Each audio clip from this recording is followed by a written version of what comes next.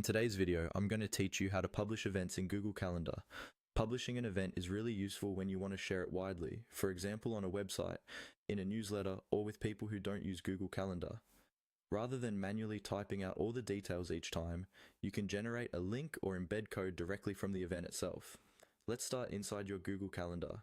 Make sure you're signed into the correct account and that you're in a view where you can see your events, like week or month view.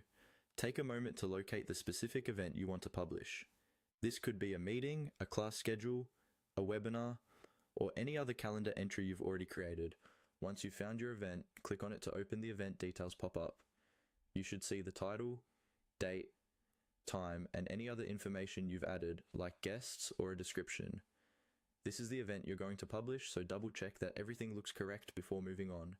If you need to make any adjustments, such as changing the time or adding more information, it's best to do that now.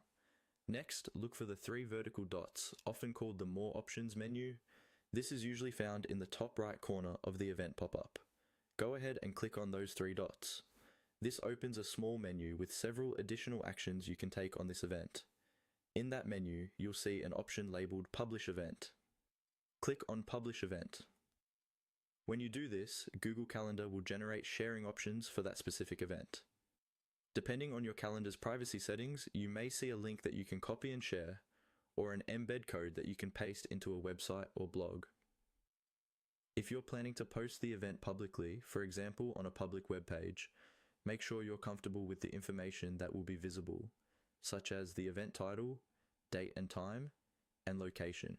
If this is sensitive or private, consider adjusting the calendar's sharing settings or creating a separate public-facing calendar just for events you want to publish. Once you've copied the link or embed code from the Publish Event window, you're ready to share it wherever you need. And that's all there is to it.